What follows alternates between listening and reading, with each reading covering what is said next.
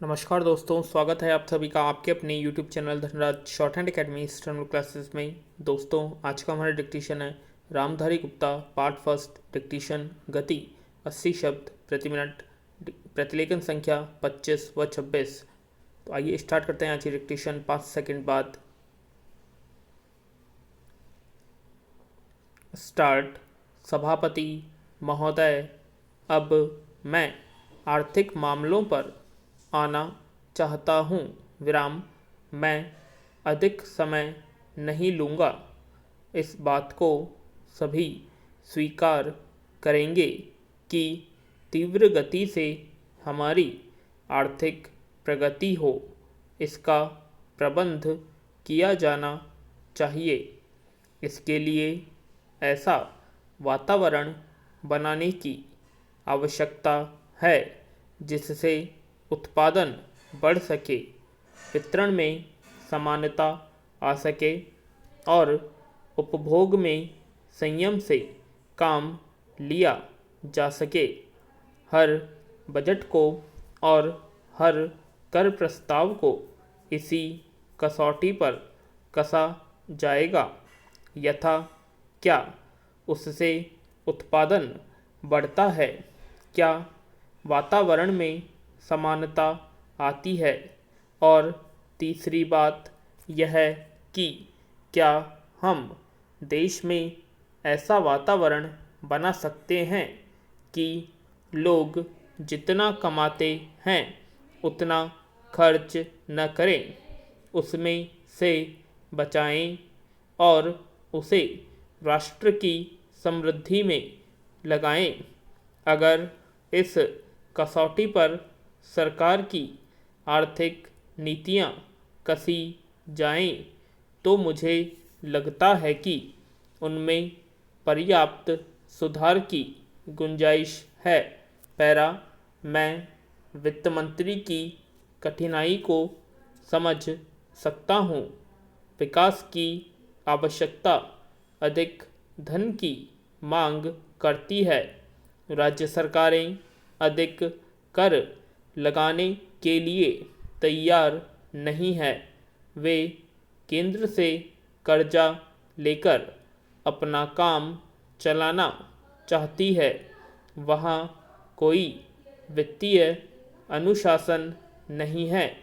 यह सारा बोझा केंद्र को उठाना पड़ेगा और केंद्रीय सरकार कठिनाई में पड़ेगी।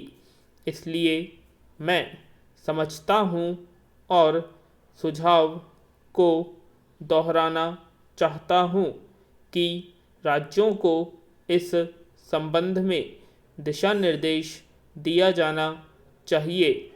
संविधान के अंतर्गत केंद्र इन राज्यों को निर्देश दे सकता है कि वह अपने साधनों के अंतर्गत अपने खर्च को चलाएं।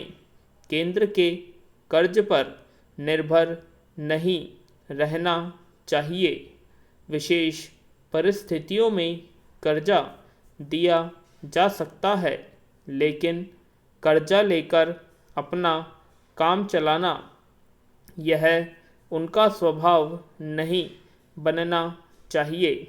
अपवाद रूप में कर्जा लेकर वह किसी विशेष परिस्थिति का सामना करने के लिए प्रस्तुत हो तो उसका विरोध नहीं किया जा सकता। दूसरी बात यह है कि देश में सादगी और संपत्ति को उड़ाने के बजाय उसे उत्पादक कार्यों में लगाने का वातावरण बनाना चाहिए। मैं नहीं जानता वित्त मंत्री महोदय कहाँ तक सहमत होंगे, लेकिन आज देश में समाजवाद की चर्चा बहुत होती है।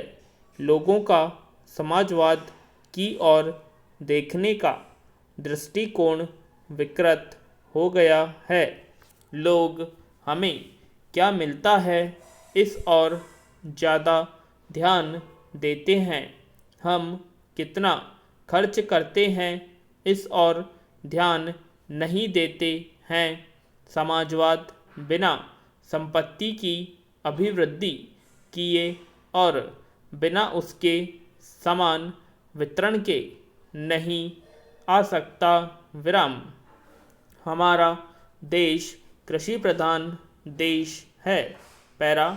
सभापति महोदय, खेती के बाद उद्योग का हमारे देश के आर्थिक जीवन में बड़ा प्रमुख और महत्वपूर्ण स्थान है। स्वतंत्रता के बाद देश में बड़े बड़े और मौलिक उद्योग धंधे खड़े किए गए हैं जिनकी बहुत आवश्यकता थी। उस दिशा में अच्छा प्रयास किया गया है और उसमें बड़ी सफलता भी मिली है। लेकिन जहां बड़े बड़े उद्योग धंधे खड़े हुए हैं वहां पर छोटे छोटे उद्योग धंधों की, विशेष रूप से उन उद्योग धंधों की जो देश में परंपरा से चले आ रहे थे, बड़ी उपेक्षा हुई। बहुत से उद्योग धंधे अपने पुराने ढंग से चले आ रहे हैं, उनमें कोई नया परिवर्तन नहीं लाया जा सकता, उनका कोई विकास नहीं हो सकता। विराम। देश की स्थिति को देखते हुए विशेष रूप से ग्रामीण क्षेत्रों में कौन से नए उद्योग धंधे खड़े किए जा सकते हैं, इस बारे में कोई अनुसंधान नहीं किया गया है। खादी और ग्रामोद्योग स्थापित किया गया और उसने खादी और कुछ ग्रामीण उद्योग धंधों को लिया, लेकिन उसकी भी कुछ सीमाएं हैं। पैरा। बहुत से उद्योग धंधे ऐसे हैं जिनको प्रोत्साहन दिया जाना चाहिए था, लेकिन प्रोत्साहन देना तो दूर रहा, ऐसी नीति अपनाई गई कि उनके काम में बाधा पैदा हुई और उनमें बहुत से टूट गए। इसका परिणाम यह हुआ है कि एक तरफा तो हमने दिखाने के लिए बड़े बड़े कल कारखाने खड़े किए हैं, लेकिन दूसरी तरफ बेकारों की संख्या बढ़ती गई है। विराम।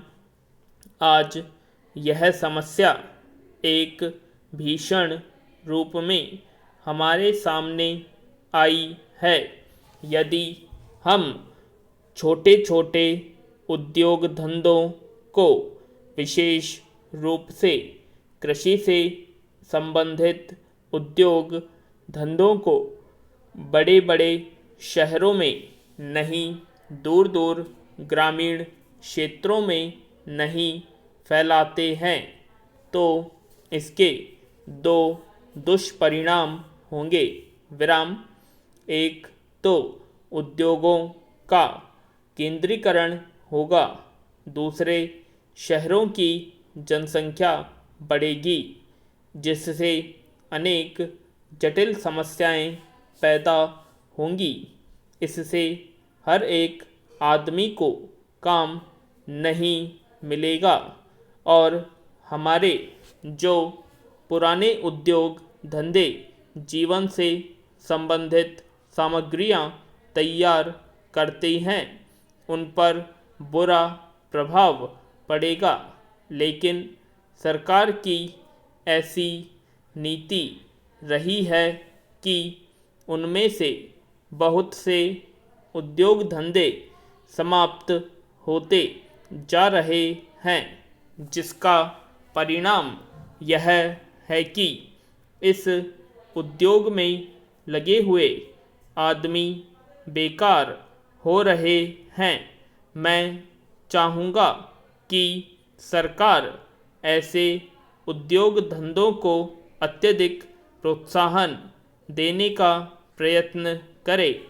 इस प्रयत्न के लिए हम इस मौके पर सरकार का समर्थन देशभक्ति की भावना से करते हैं। विराम। तो कैसी लगी आप सभी को डिक्टेशन कमेंट बॉक्स में कमेंट करके बताएं, और यदि अभी तक आपने हमारे चैनल को सब्सक्राइब नहीं किया सब्सक्राइब करें। वीडियो को लाइक और शेयर करना ना भूलें। धन्यवाद।